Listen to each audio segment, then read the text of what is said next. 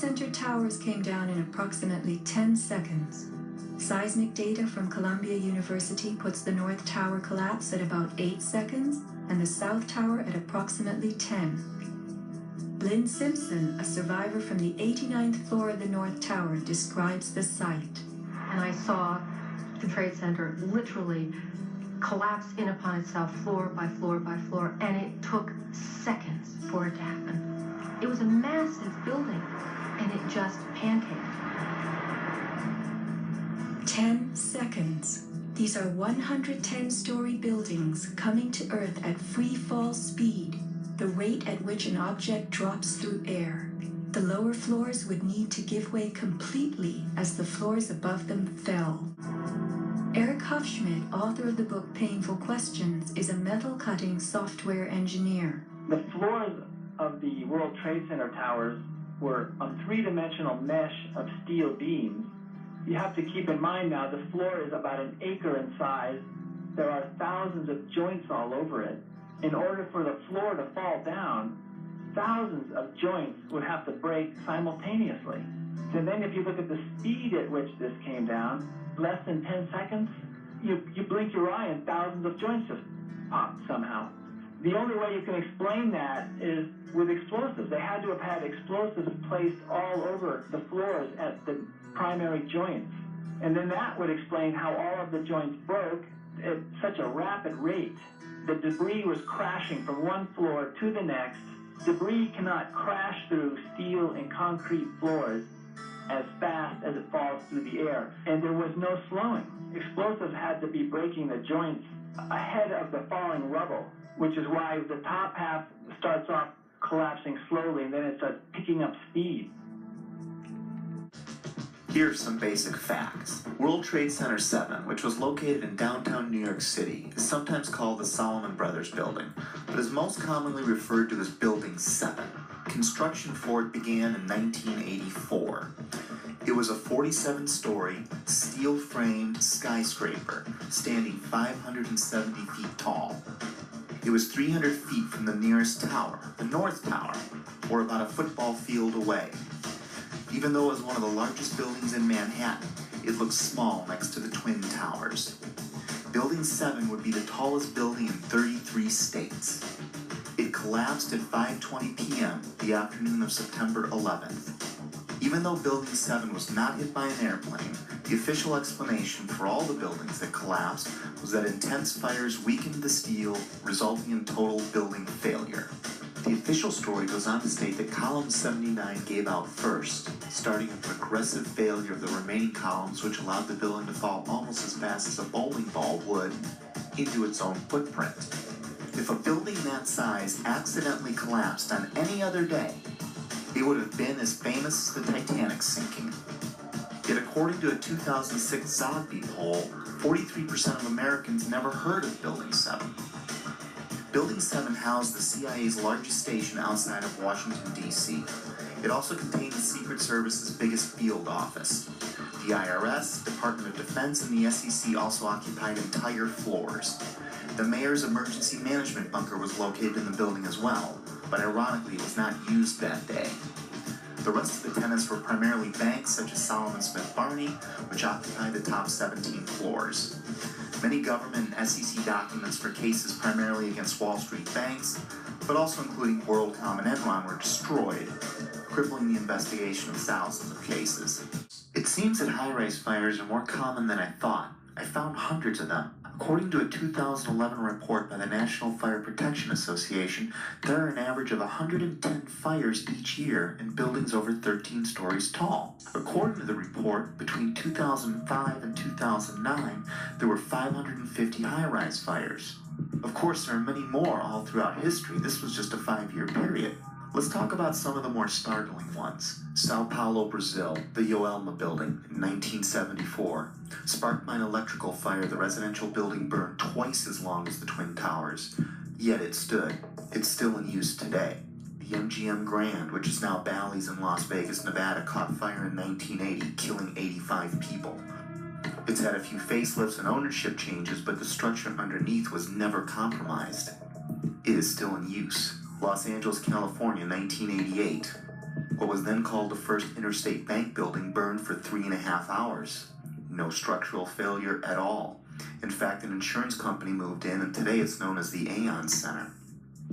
In 2004, the Parque Central building in Caracas, Venezuela, the country's tallest building, burned for 17 hours. The facade was repaired, and it is in use today. One Meridian Plaza, Philadelphia, Pennsylvania, 1991, burned for 18 hours. It stood. It's still in use as well. Beijing, China, the Mandarin Oriental Hotel, it burned for 6 hours in 2009. It stood. Chechnya's tallest building burned for 7 hours in April 2013. It stood. I was starting to see a trend. Fires don't melt steel or cause buildings to collapse. The World Trade Center has itself burned many times with no structural failure or weakening. Some significant occurrences include February 13th, 1975, when the 9th through the 14th floors burned for 3 hours. No damage or weakening in the structure was recorded. The fire began in an electrical wiring closet on the 11th floor. Fire department officials and building officials here say that there's no chance the World Trade Center could become a type of towering inferno. And in 1993, it survived a bomb detonated in a highly vulnerable area with no structural damage caused by the fires that resulted from the explosion. There was, of course, damage from the bomb, which had to be repaired, but through it all, the towers had always stood. Sometimes buildings do collapse because of structural failure, but it's usually a design problem or earthquake damage or a controlled demolition. Buildings don't come down because of fire, but when they do collapse, they tend to tip over. After reviewing hundreds of fires, I could find only 3 occurrences of fire bringing down a steel frame building in all of history, and all 3 were on 9/11. High-rise buildings simply do not collapse.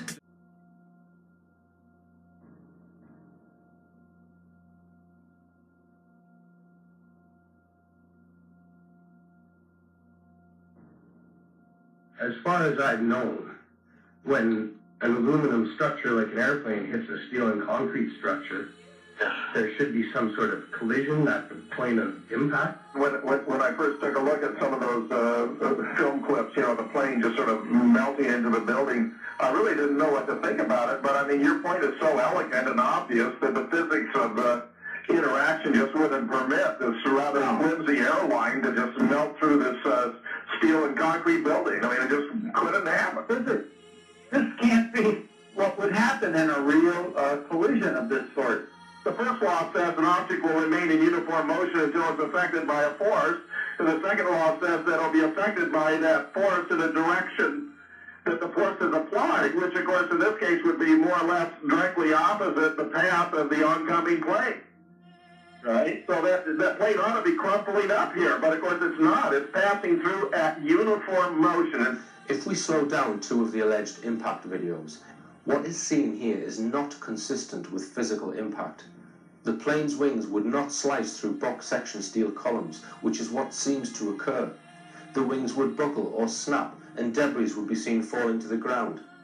In this clip, a plane lands too heavily, illustrating just how light and fragile a plane's structure is. We're going to see a Boeing 767, which is hijacked, crash into the ocean off Comoros.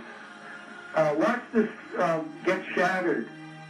Look at that right wing. And this is a 767? Yeah. There's a third law. For every action, there's an equal and opposite reaction, which of course means we can treat the plane as stationary and the building as hitting it as 560 miles an hour, or the building stationary, the plane impacting at 560 miles an hour, and you're going to have a similar effect.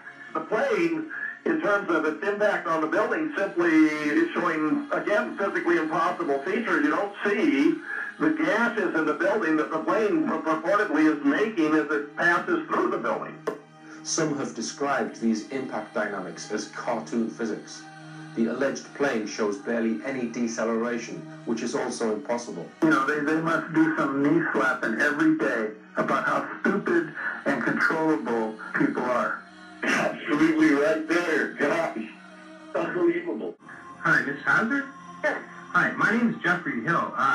Well, the question is, I think it's probably a rather simple one, it has to do with the maximum speed of a 767-200 at 700 feet altitude. At 35,000 feet, it's 530 miles.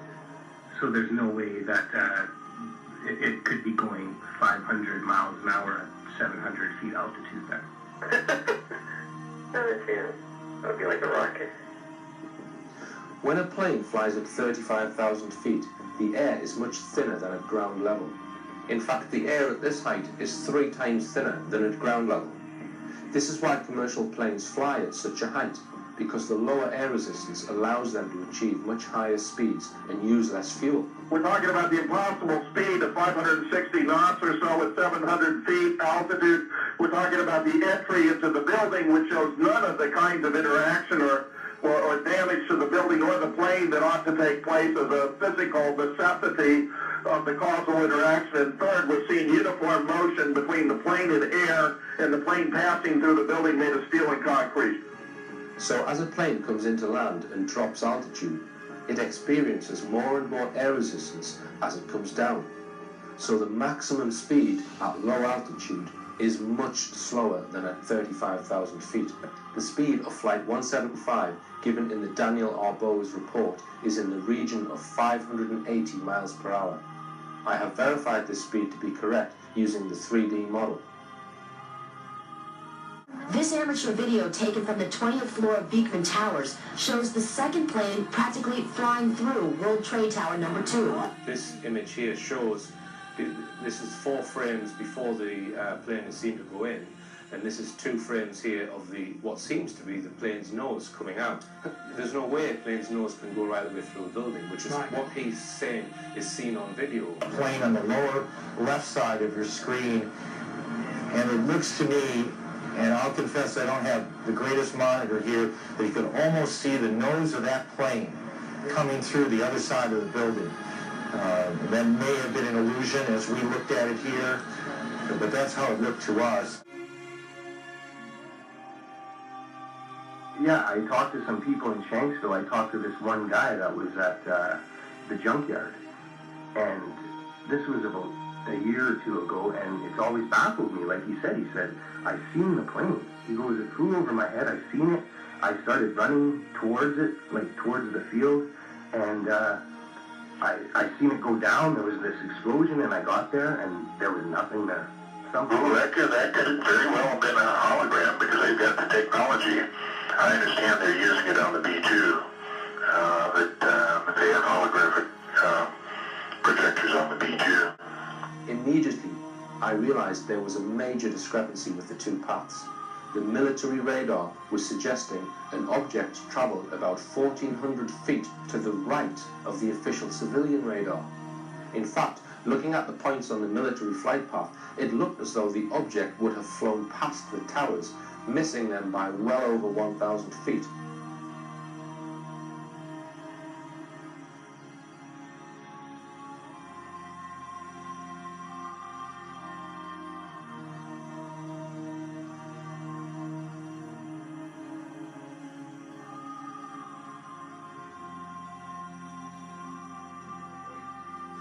So the impacts show impossible physics.